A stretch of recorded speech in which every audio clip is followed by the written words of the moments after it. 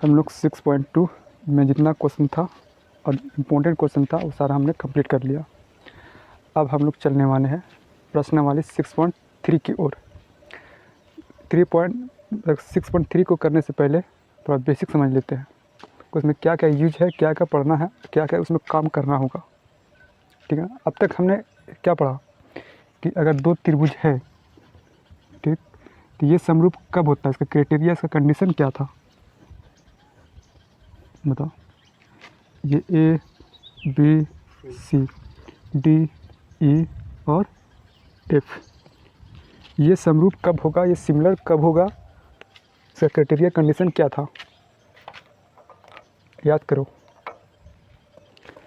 पहला कंडीशन, अगर ये कोण इस कोण के बराबर रहे, मान लो ये 70 तो ये भी 70 डिग्री, यानी एंगल ए बराबर होगा एंगल डी का, फिर एंगल बी बराबर होना चाहिए एंगल ई का, और एंगल सी बराबर होता है एंगल एफ का। ये तो हो गया पहला कंडीशन। अगर ये तीनों आपस में बराबर है तब कह देंगे ये त्रिभुज जो है ए बी सी समरूप है किसका, डी ई एफ का, मतलब एक जैसा है, इसका जो आकृति है छोटे बड़ है लेकिन सेम है, इक्वल है।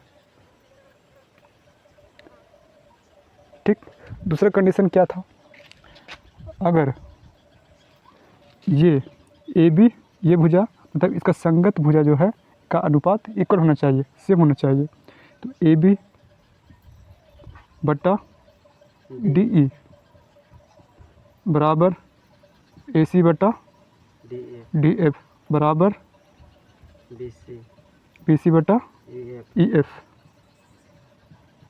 कोई दिक्कत, तो अगर ये कंडीशन में है, अगर मिल रहा है, अगर मान इसका वैल्यू 1/2 1/2 1/2, ये 3/2 3/2 3/, कोई भी वैल्यू आ रहा है लेकिन सेम होना चाहिए, एक आ रहा है तो एक एक, तो हम कहते हैं कि ये जो आकृति है इसका समरूप है, या फिर ये आकृति इसका सिमिलर है। ठीक, तीसरा कंडीशन अब पढ़ना है, अब समझना है कि अगर देखो ये एंगल एंगल और एंगल से, मतलब ए एंगल एंगल एंगल से, यानी कोण कोण कोण से हमारा क्या समरूप कह देंगे। दूसरा कंडीशन एस एस एस, यानी कि भुजा भुजा भुजा, साइड साइड साइड, तो एस एस एस से एस एस एस कसौटी से हम कह देंगे कि त्रिभुज सिमिलर है, समरूप है। ठीक, तीसरा कंडीशन समझो, इतना बटा इतना बराबर इतना बटा इतना, और ये कोना बराबर होना चाहिए, मतलब एंगल ए बराबर एंगल डी, एंगल ए बराबर एंगल डी, मतलब दोनों को मिक्स कर दो, और क्या होना चाहिए, ये बटा इतना, यानी कि ए बी बटा डी ई बराबर ए सी बटा डी एफ। ठीक, देखो यहाँ पे ऐसा नहीं होना चाहिए कि ये एंगल ले लिए और फिर एंगल ये ले लिए, अगर ये और ये लेते हैं फिर ये भुजा लेना पड़ेगा, ये दो भुजा, समझो, मतलब इसका सटा हुआ भुजा लेना पड़ेगा। अगर ये इक्वल है तो फिर ये भुजा लो सटा हुआ इसका, और ये लो, और ये लोगे तो फिर नहीं काम बनेगा। इसका रूल ही है, इसका कंडीशन ही है कि अगर ये तुम लेते हो भुजा, अगर ये और ये इक्वल करते हो तो ये भुजा लो और ये भुजा लो, अगर ये लेते हो और ये लेते हो तो ये भुजा लो, ये दो भुजा और ये दो भुजा लो, तभी जा कर के एस एस ए, यानी कि S A S S A S, देखो दो भुजा एक एंगल, दो भुजा एक एंगल, दो साइड और एक एंगल, तो तीन कंडीशन है समरूप होने का।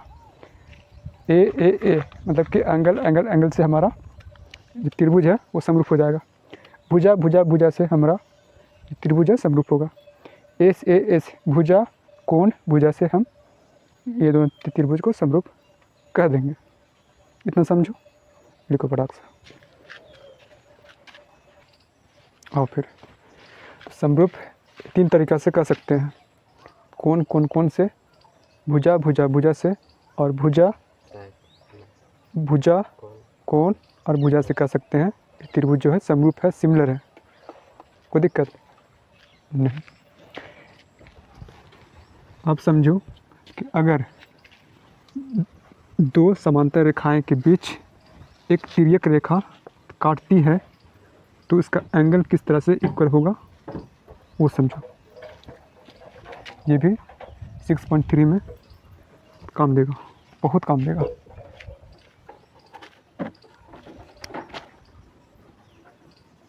यदि दो समांतर रेखाएं के बीच एक तिर्यक रेखा काटती हो तो हेडिंग डालो। लिखें? नहीं अभी मैं लिखो। देखो समांतर रेखा मतलब जो बीच का डिस्टेंस है समान होना चाहिए, उसको बोलेंगे समांतर। ये समानांतर है? नहीं। ये है? नहीं। नहीं है। हाँ। और तिर्यक रेखा मतलब, तिर्यक मतलब तिरछा, तिरछा लाइन, तिरछा रेखा। ये है तुम्हारा समांतर रेखा, ठीक। और एक लेते हैं तिर्यक रेखा, इधर से ले लो फिर इधर से ले लो, इधर मन करे उधर से ले लो, फिर इधर भी ले सकते हो, कोई दिक्कत? बोलो। आओ इसको मानते हैं, ये कौन बन रहा ना, 1, इसको 2, इसको 3, इसको 4, इसको 5, इसको 6, इसको 7 और इसको 8, ठीक। समझो ना, त्रिभुज एक तरह से बनेगा, मानो ऐसा कहीं देखने को मिलेगा इस टाइप से। एक ये त्रिभुज बन गया, एक ये त्रिभुज है, ठीक। तो इसका कोण कैसे बराबर होगा वो चीज़ हम लोग जब क्वेश्चन में देखेंगे, उससे पहले हम लोग यहाँ पे बेसिक में समझ लेते हैं।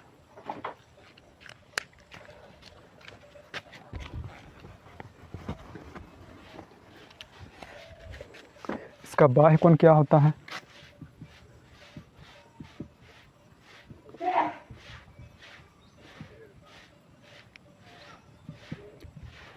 अंतः कोण क्या होता है?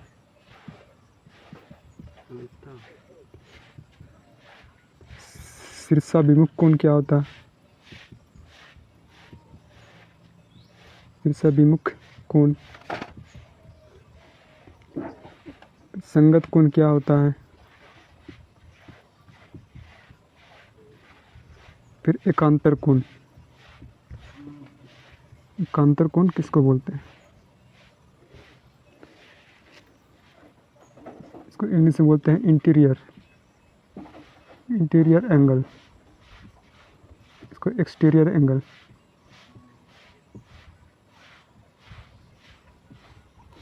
इसको vertically opposite angle, vertically opposite angle. संगत कोण को बोलते हैं कोरस्पोंडिंग एंगल।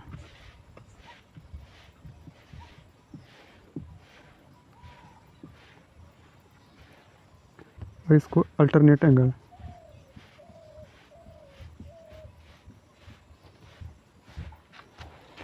ठीक, यहाँ तक कोई दिक्कत? अब बताओ बाह्य कोण क्या है, कौन सा कोण इसमें है, अंतः कोण कौन सा है, शीर्षाभिमुख कौन सा है, संगत कोण और एकांतर कोण कौन सा इसमें होगा? आपने कभी पढ़ा होगा ये वाला फिगर 9th क्लास में, ध्यान दो।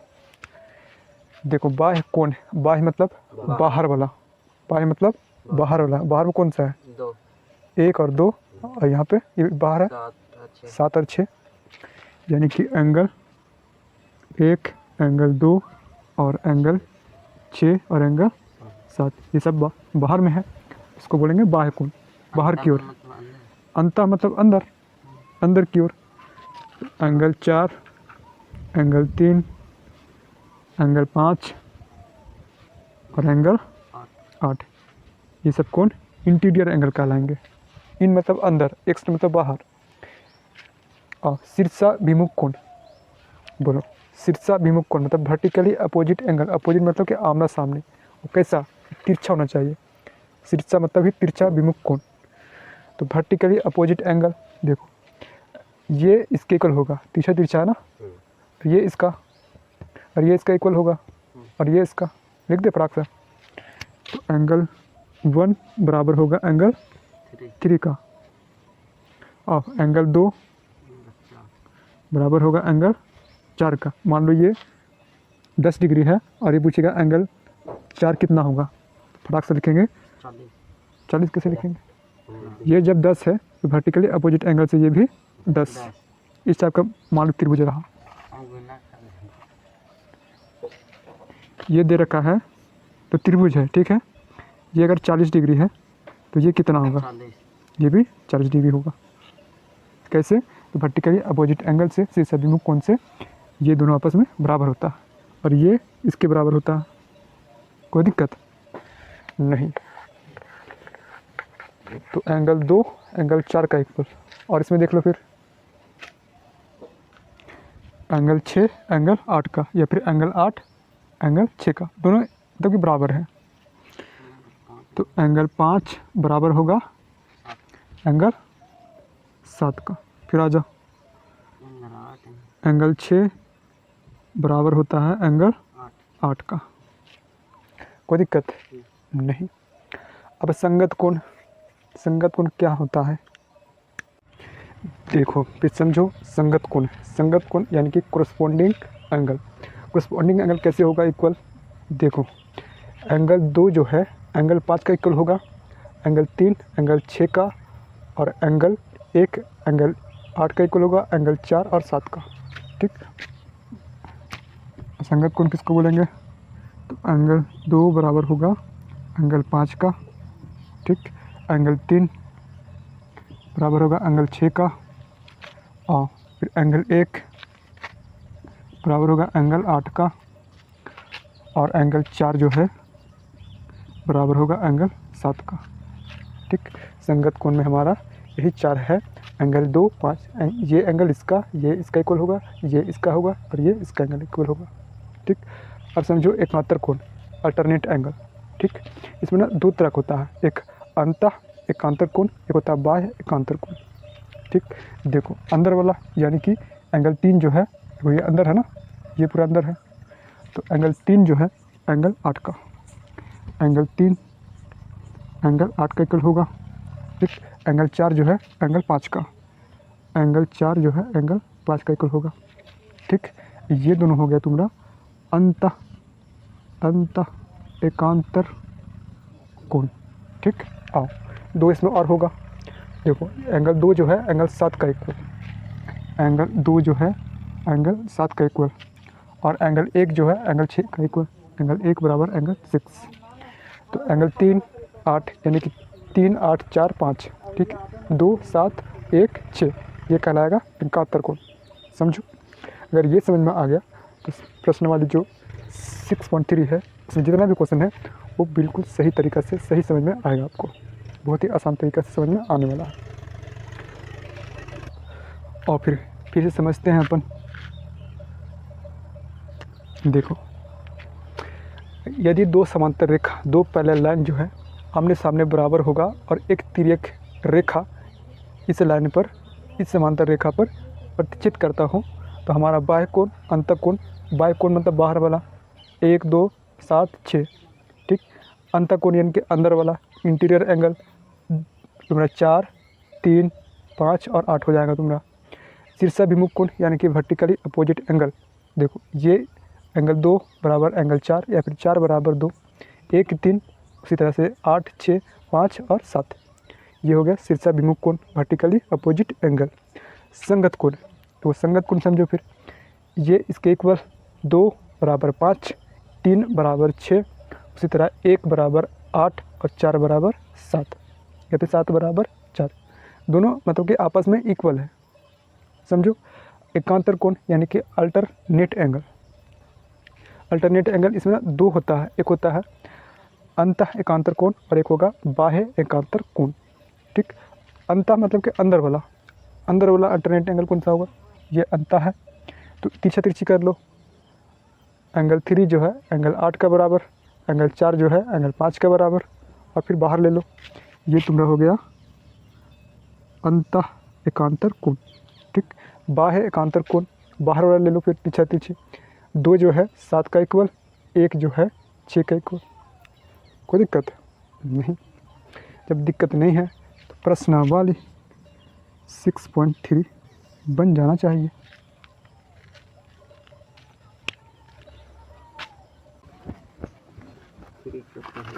नंबर डी मन है भैया। क्या दिक्कत है? बहुत सारा है तो, और बढ़िया ना, प्रैक्टिस हो जाएगा तुम्हारा। कॉपी खत्म हो जाएगा, हम बोल जाएगा तो होगा अभी कि अभी कॉपी ख़त्म होगा। 6.3 2-4 को पतला पतला लिया है तो ख़त्म होगा। अच्छा, इसको नहीं बेटा है। हाँ, क्या क्वेश्चन कर रहा है बताओ? 6.3 का क्वेश्चन नंबर 1 में नहीं कर सकते।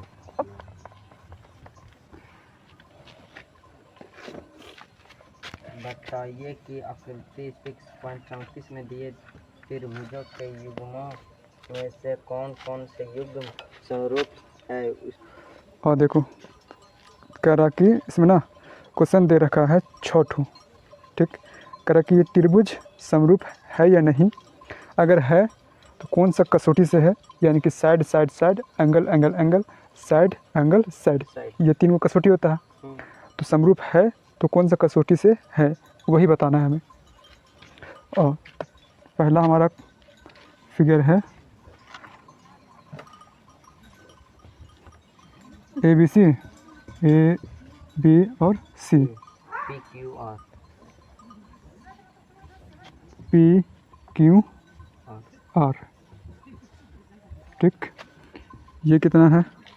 60, और ये भी 60, ये वाला 80, और ये वाला 80, और ये 40, और ये 40। चेक करो तो एक त्रिभुज का तीनों कोनों का योग कितना होता है? 180। 180 है। हाँ, देखो तो, 6 4 10 8 हो गया 180, इसमें भी 180 है। तो ये तो कसौटी हमारा क्या था? ये इसका इक्वल, ये इसका इक्वल, या ये इसका इक्वल, तीनों जो एंगल है इक्वल होना चाहिए। तो यानी कि ये जो त्रिभुज है एंगल एंगल एंगल, यानी कि ए, ठीक। यानी कौन कौन कौन से हमारा 2 त्रिभुज के आपस में समरूप है, ठीक। फिर बनाते हैं। तो प्रश्न के अनुसार एंगल ए बराबर कितना? 60 डिग्री, और angle b 80, angle 40, angle c जो है 40 डिग्री है। इसी तरह त्रिभुज PQR में और त्रिभुज ABC में, इसी तरह PQR में angle P 60 degree, angle Q 80, और एंगल R है ना 40 का वैल्यू 40। यानी देखने में हमें ज्ञात होता है कि ये इसके इक्वल है, ये इसके इक्वल है, और ये इसके इक्वल है। आ जाओ फिर।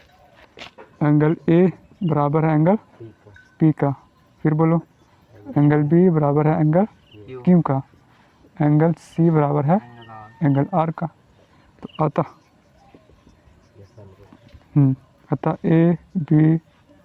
अतः त्रिभुज ABC समरूप है त्रिभुज PQR का। किससे है? तो एंगल एंगल एंगल, कौन सा कसौटी से है? तो कौन कौन और कौन से है। हो गया आंसर। देखो ना, ये कौन इसका, ये कौन इसका, 80 80 40 40 60 60। और दूसरा बना के दिखाओ फिर। हाँ, तो होमवर्क रहेगा प्रश्नावली 6.3 का क्वेश्चन नंबर 1 में जितना छठा क्वेश्चन है वो सब करना है, साथ ही दूसरा क्वेश्चन को भी कंप्लीट करना है। दूसरा क्वेश्चन कैसे बनेगा? तो अभी जस्ट हमने देखा कि अगर 2 समांतर रेखाएं के बीच अगर एक तिर्यक रेखा प्रतिच्छेद करती है तो हमारा एंगल जो है किस, उसी की मदद से क्वेश्चन नंबर दूसरा बनना हो, उसी की मदद से क्वेश्चन नंबर दूसरा बनेगा।